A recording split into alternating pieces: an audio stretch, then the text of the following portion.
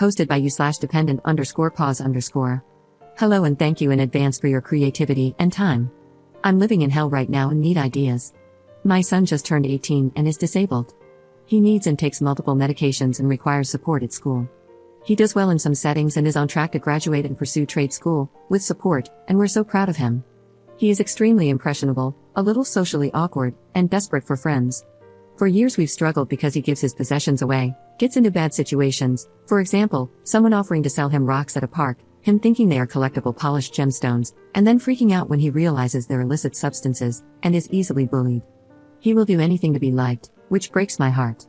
We're working on it in therapy, with trusted adults, etc. The grown man, this guy is 28 years old. Let's call him Quentin. He's frequently homeless, often sleeping in a tent in parks or getting a voucher from our city to stay in a motel. He has 2 pit bulls, not spayed or neutered, that he leaves in the tent or motel room when he works at a fast food job. I actually have compassion for him and his animals, if he had nothing to do with my son. It started with him asking my son to watch his dogs in the park while he worked. My son is so thrilled to have a friend and be helpful, and he does love animals.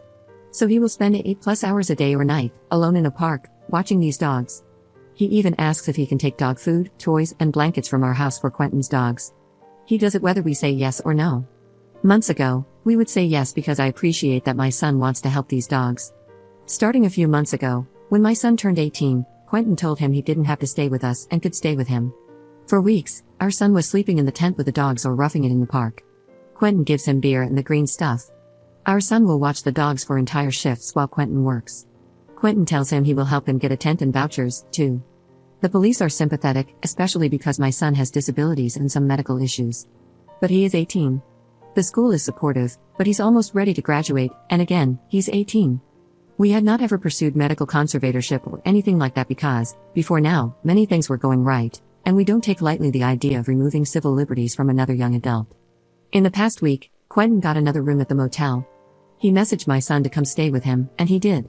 My son sat in the room and watched his dogs while Quentin worked, and I imagine they got high and hung out when Quentin was not working.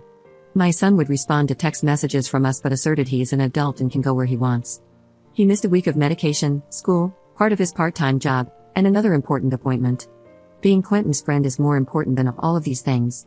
He feels good helping his friend and says, "Quentin is like a brother to me, he's the best brother I've ever had." Quentin's own family has kicked him out. They are nearby. I have no idea who watches the dogs when my son is not available. Quentin doesn't drive, and earlier this week my son gave Quentin his bike because he needs it more than me.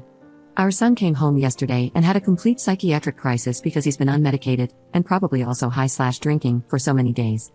His medical issues are exacerbated. He was banging his head on the concrete floor, and when we called emergency services, he spit at the police, so they put a spit hood on him and restrained him.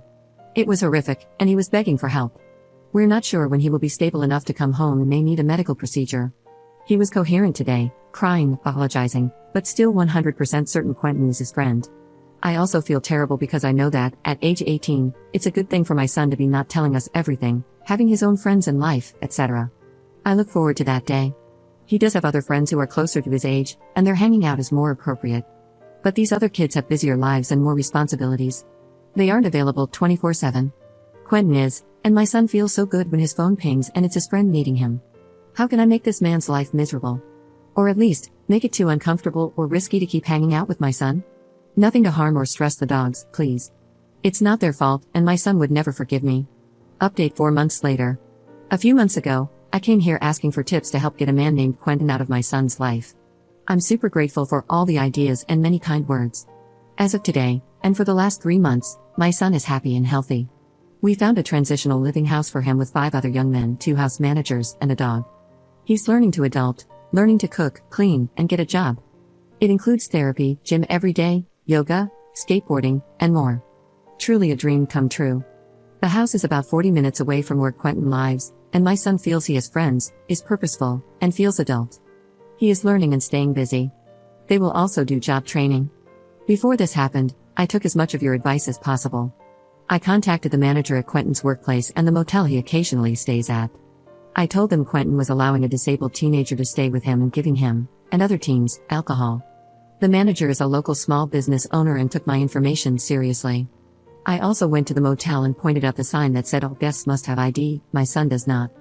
I told the manager I hoped he was abiding by the rules or I'd contact corporate.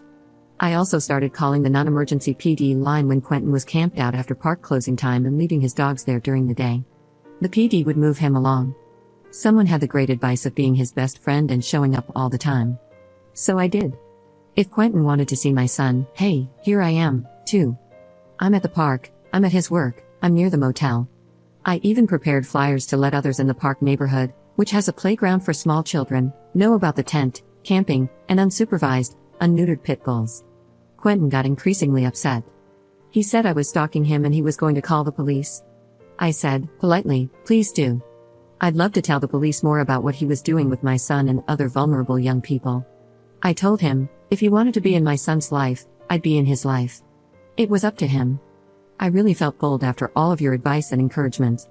I was willing to keep going for the long haul. In the meantime, we found a lawyer, and I started tapping into resources to find my son some kind of job training because he really wants to help and feel grown up. For a few weeks, he was working at a drugstore through a program run by a local agency. That was huge for him, stocking, cleaning, and helping people. It also kept him busy for about a month and kind of removed Quentin slightly. Quentin either got sick of seeing me or was afraid of losing his job. The motel he had been staying at occasionally stopped letting him, so he had to start using another location much farther away. It was farther to walk to work and harder to deal with. I think he realized my son wasn't worth the trouble I was causing and just stopped contacting him. Thank you so much for all of your ideas. I was so focused on trying to fix it from my son's end as his mom that I had no idea how to actually deal with Quentin. You all were fantastic. Huge thanks from the mom of a happy, healthy, busy, and purposeful young adult son.